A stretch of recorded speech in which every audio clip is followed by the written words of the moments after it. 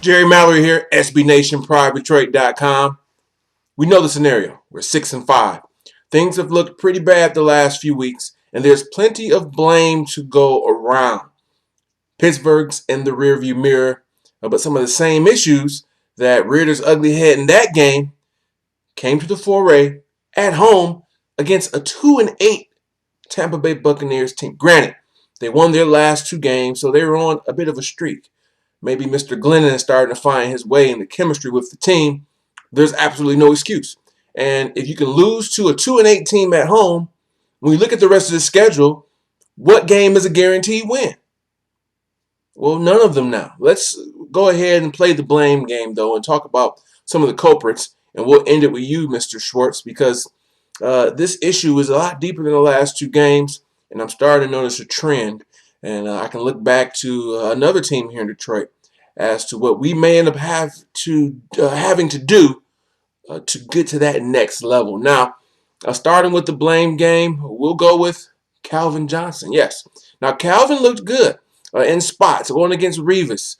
He got his catches, but when we needed him to make the big catch, to hold on to the ball, I know it got jarred away and it can happen. He wasn't able to do it.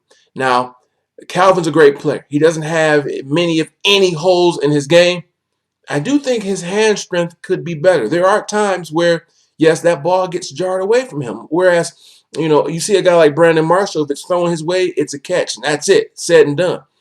I guess there is no such thing as a perfect player. If there's one criticism I can have, it's not just because of this game, because of the big catch that would have gave us probably a guaranteed field goal and possibly a touchdown. It's not just because of that one play. It's a trend that I've noticed with Calvin as a whole. So some blame, yes, does go to him. The defense, specifically the secondary, Chris Houston has looked very bad this year. Up and down overall, but after signing a big contract, a contract in which we gave him almost as a means of him not going to New England, which show how good of a year he had the year before. In fact, that Bill Belichick wanted to give him a decent-sized contract. It's been the exact opposite this year. We're paying him a solid number one, at least number two, quality numbers, production-wise, and we're not getting it from him. Once again, he gets beat. Matt Stafford, yes, we see the interceptions. Um, some of them you can say were misfortune because, yeah, there were some bad bounces. Maybe some routes were ran incorrectly, but the accuracy just was not there. So many opportunities where he can just drop it right in there, and he doesn't. So some blame goes to him. And then, yes, there's Jim Schwartz. We remember what happened just last week with Pittsburgh. Well, some bad decisions have reared its ugly head once again. Now, the first one is in the opening minutes of this game in the first quarter, choosing not to challenge one interception. It was not an interception. The Pittsburgh, or make that Tampa Bay player, drop the ball. The replay, to me, clearly showed it, but he chose not to challenge. I mean, what do you have to risk? It's just a timeout. It's the first half. We'll talk about timeouts a little bit later. Obviously, it was a big snafu he did at the end of the game. And so it just seems like whatever he decides just has not been working lately. Um, Now, a lot of circumstances, especially when they're up heading into halftime, he gets conservative. Well, he decides to play a little bit risky this time around. And what happens? There's a pick six. I think he's taking more chances, and the chances just aren't working. We've gotten on him, and I have too, about kind of just packing it in at the end of the half. But if them going for it and trying to score to end the half results in pick sixes, maybe he should stay conservative. And then at the end, they're on offense, and for whatever reason, they couldn't get the play across. They had to burn a timeout. To me, inexcusable, because look at what it cost you. And I said this well before it translated onto the field. If you're looking at what's going on, there's about a minute or so left. You got 3 timeouts. Now, you want to score. You want to put yourself in the best possible situation to either get the field goal or that touchdown. So you say, no, Jerry, use that timeout because you need every advantage. I say no. In my opinion, you do everything possible, but the time is your biggest enemy. So do everything possible to get a touchdown or a field goal, except using any of those timeouts. Because after the interception, even if this happens, we still have 3 timeouts with a minute left. That means 3 quick stops. If we can do that, we'd have the ball back with 30, 35, 40 seconds because you're not going to burn that much time off the clock. Instead, having only 2 timeouts, every timeout basically costs you 40 seconds. They pretty much were able to run the clock out. To me, as a coach, you've got to know that. You've got to get that play in. You've got to tell Stafford, whatever you do, don't burn a timeout. And by all means, keep those things because you need it just in case.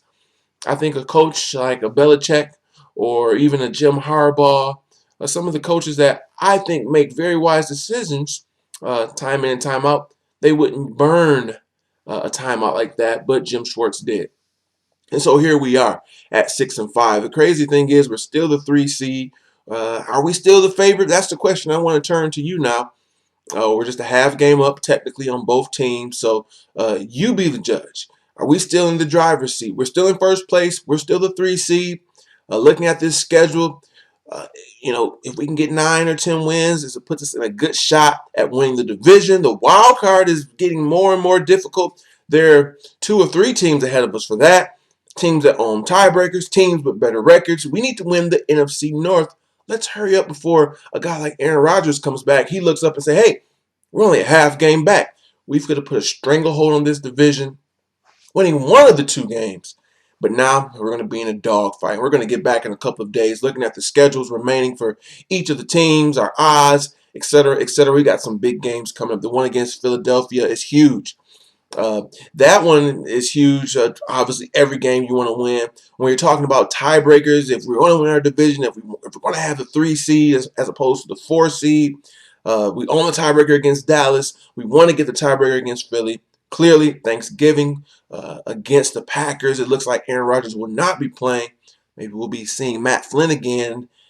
Insert your 2011 Game 16 joke here. So just disappointing, man. Maybe they have their players only meeting. Whatever has to be done, they need to do it. The sense of urgency needs to be there for the team, a sense of desperation. Here's your opportunity. How many of you remember when the Lions won the division? I want to be honest. I was probably too young. I was. I started watching football around 9 or 10, so I don't even remember them winning a division. It's been that long ago. And for some of you that were there, so much have changed since then. Here you are staring the NFC North title, and what do? They squander 2 games. I think coaching has a direct effect on it, and the more I think about it, this is my sentiment at the beginning of the season. They started making some changes, doing good. I kind of changed my tune. Now I'm falling back. I like Schwartz. I think Schwartz, though, is a coach that can get you to the playoffs. A coach that can maybe on an occasion win you a division. I don't think he's a coach that can win you a Super Bowl yet.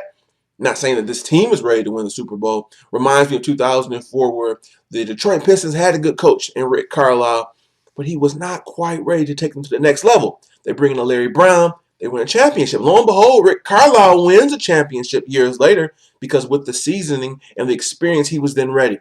I think that may be the case with Jim Schwartz. And this team, if we want to get to that next level, maybe we have to start looking the following year, even if we go to the playoffs, at your John Grudens, at your Bill Cowers.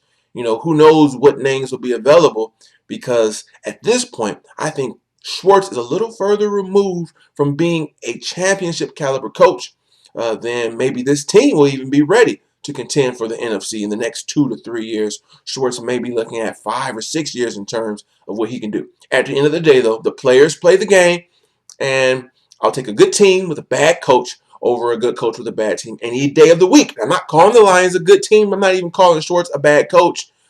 I'm just trying to diminish what I said about Schwartz, saying he's not ready. I personally don't think he is, but players, good ones at that, can overcome any and everything. So that's going to do it, guys. Leave your comments, thoughts at the allocated sections. Don't forget to subscribe. We'll be back in a couple of days. Thanksgiving Day is coming, so it's a quick turnaround. Only 4 days until the next game. I want to thank each and every one of you for watching. We'll be back. As always, this has been Jerry Mallory, a disappointed and downhearted Jerry Mallory, but we are still in first place, so that's a good thing.